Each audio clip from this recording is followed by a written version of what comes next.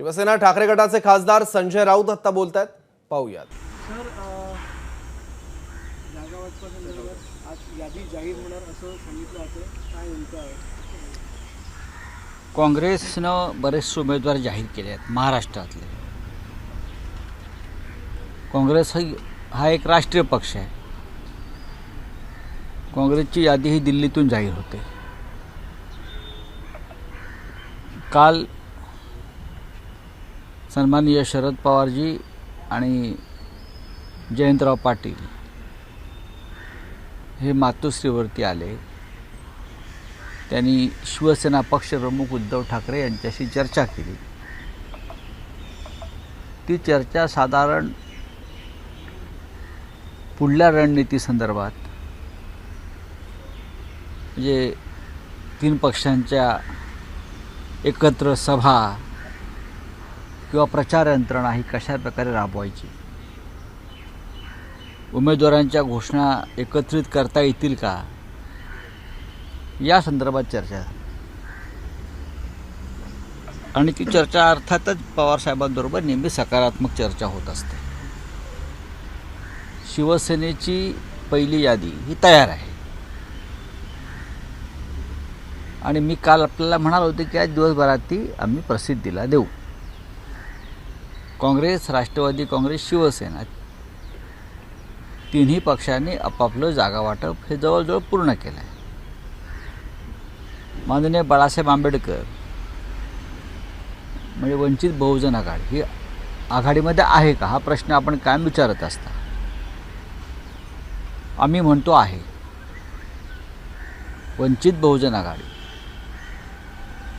महाविकास आघाडीचा महत्त्वाचा घटक आहे. त्यांच्याशी आमची चर्चा अनेकदा झाली. चर्चेला स्वतः बाळासाहेब आंबेडकर उपस्थित राहिले. चर्चा कालपर्यंत सुरू होती, आजही राहील.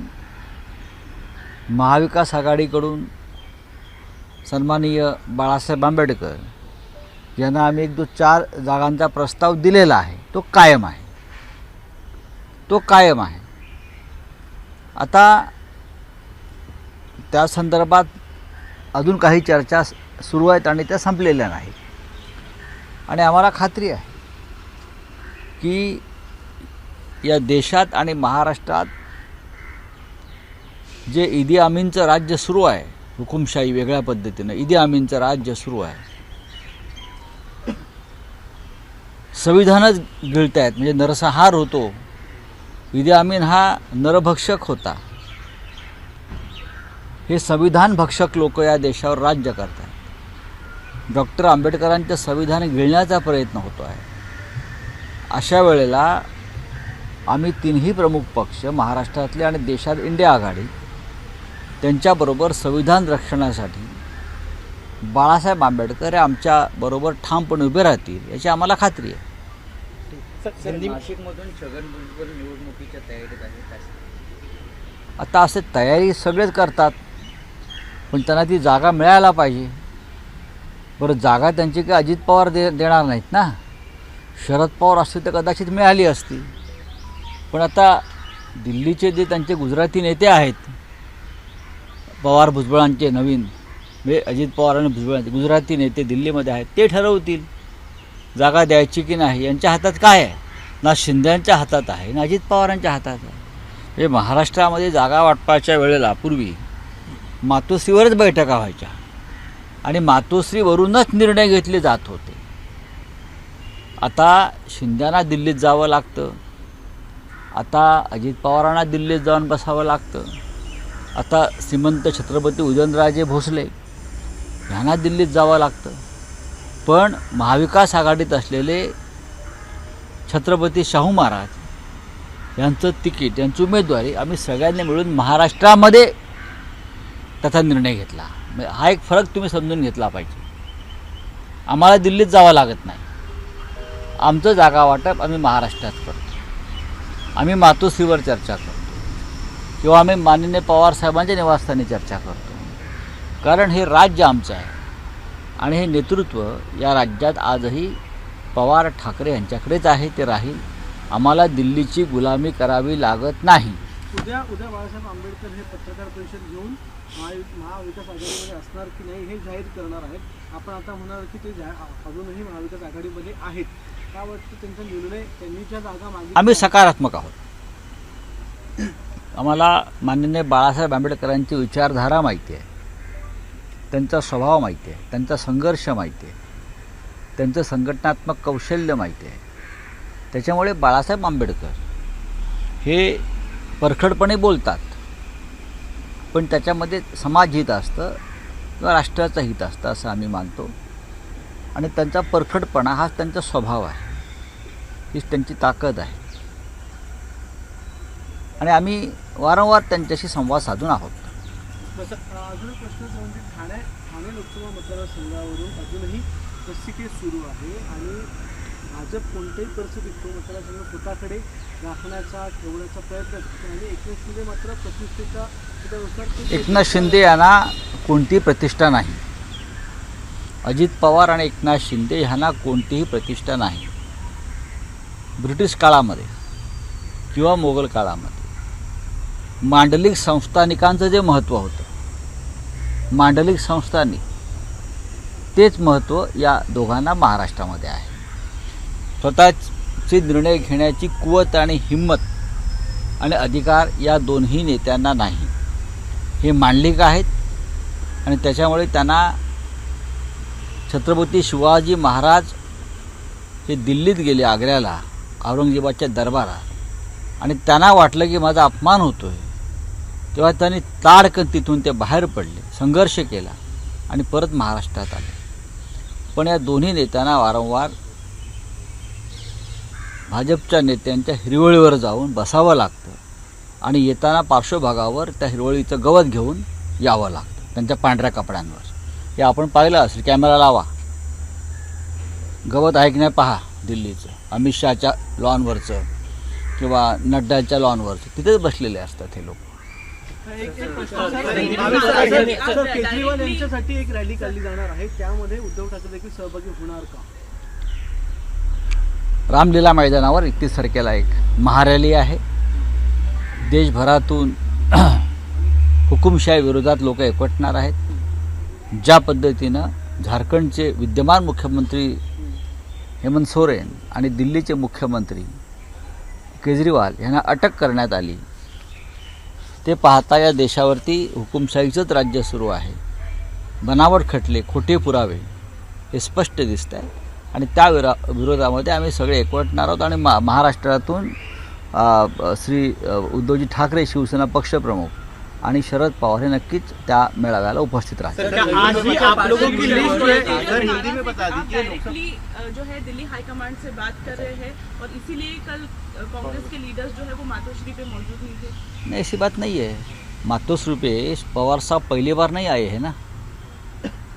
जब हमारे कांग्रेस के साथ अलायंस नहीं था तब से बाला साहब ठाकरे के ज़माने से और प्रबोधनकार ठाकरे जी के ज़माने से शरद पवार जी मातोश्री पे आ रहे हैं. शरद पवार जी और मातोश्री का एक अलग रिश्ता है हमेशा, और कांग्रेस के नेता भी आते जाते रहते हैं.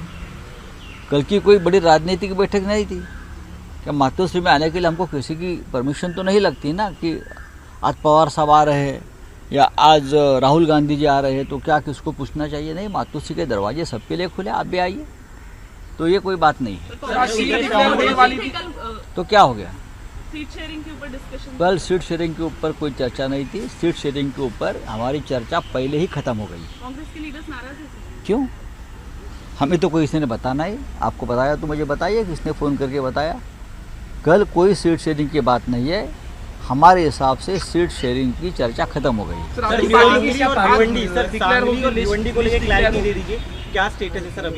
मेरे हिसाब से भिवंडी पर राष्ट्रवादी कांग्रेस पार्टी पवार साहब वो लड़ना चाहते हैं, और मुझे लगता है कांग्रेस में और एनसीपी में उस बारे में चर्चा नहीं है, अब खत्म हो गई. और सांगली शिवसेना लड़ने जा रही है.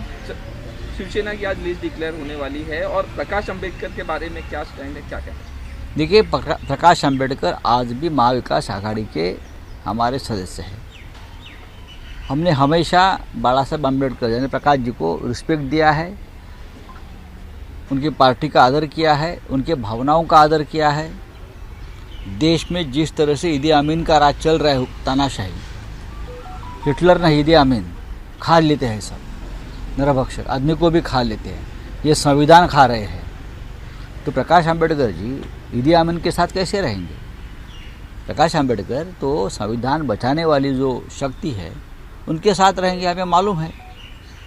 तो हमने उनको 4 सीटों का प्रस्ताव दिया है और अब तक चर्चा उनसे डायलॉग चल रहा है, डायलॉग ख़त्म नहीं हुआ है। डेमोक्रेसी में डायलॉग चलना चाहिए और चल रहा है। सर, लिस्ट डिक्लेयर होने वाली है आज शिवसेना की लिस्ट हो जाएगी, हमारी लिस्ट तैयार है, हम कभी भी डिक्लेयर कर सकते हैं, हमारे पास पूरा लिस्ट तैयार है। मेरे हिसाब से एनसीपी की भी लिस्ट तैयार है, कांग्रेस ने भी बहुत से उम्मीदवार दिल्ली से डिक्लेअर किए हैं, काँग्रेस दिल्ली से डिक्लेअर करते हैं, हम महाराष्ट्र से डिक्लेअर करेंगे। सर 17 मेला निवडणुकीच्या पार्श्वभूमीवर सभेसाठी मनसेकडून आणि आपल्या पक्षाकडून देखील अर्ज पालिकेत केला होता।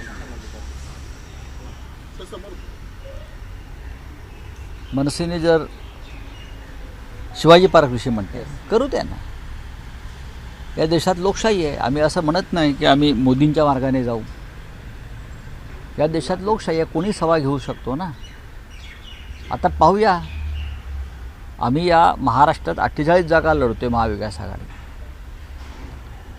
माझ्या माहितीप्रमाणे सगळ्यात आधी शिवाजी पार्कचं जागेसाठी परवानगी आम्ही मागितलेली आहे।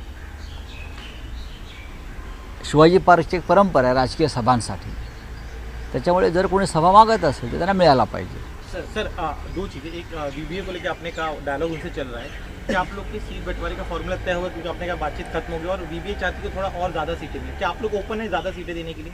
बातचीत चल रही है, जीतने वाली सीट है वही हमने वंचित बहुजन आघाड़ी को दी।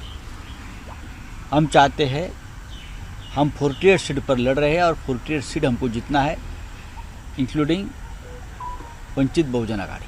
सर किरण सामंत सिंधुदुर्गातनं उच्चांकी बसताना देखील दीपक केसरकर यांनी काल नारायण राणे यांना पाठिंबा घेतला, काय सांगा? मला माहीत, पक्षाच्या अंतर्गत बाबतीत दुसऱ्यांच्या आम्हाला डोकं खुपसायचे कारण नाही। आम्ही विनायक राऊत आमचे उमेदवार आहेत तिथे, आणि विनायक राऊत पुन्हा एकदा प्रचंड मताधिक्यानं लोकसभेत निवडून जातील। चला, धन्यवाद। कंगना रनौत को लोकसभा की सीट दी गई है।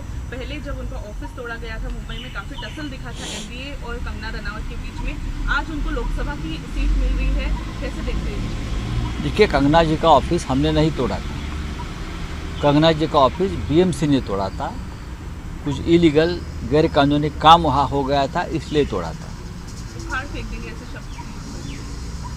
कौन सी भी गैरकानूनी चीज़ इस देश में उखाड़ कर फेंकनी चाहिए, ये मोदी जी ने कहा है, ये मोदी जी का संदेश है। इस देश में कौन सी भी गैरकानूनी चीज़ नहीं चलेगी, ये नरेंद्र मोदी, ये गृहमंत्री अमित शाह जी का इस देश का संदेश है, इसलिए हमने मोदी जी के आदेश का पालन किया और गैरकानूनी चीज़ को उखाड़ दिया।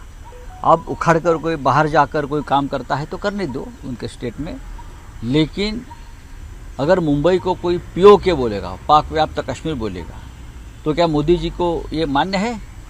उनके देश का हिस्सा जिस देश के प्रधानमंत्री है, अमित शाह जी देश के गृह मंत्री है, अगर उनकी देश की कोई व्यक्ति मुंबई जैसे शहर को पीओके बोलेगी तो क्या मोदी जी और अमित शाह जी ये स्वीकार करेंगे?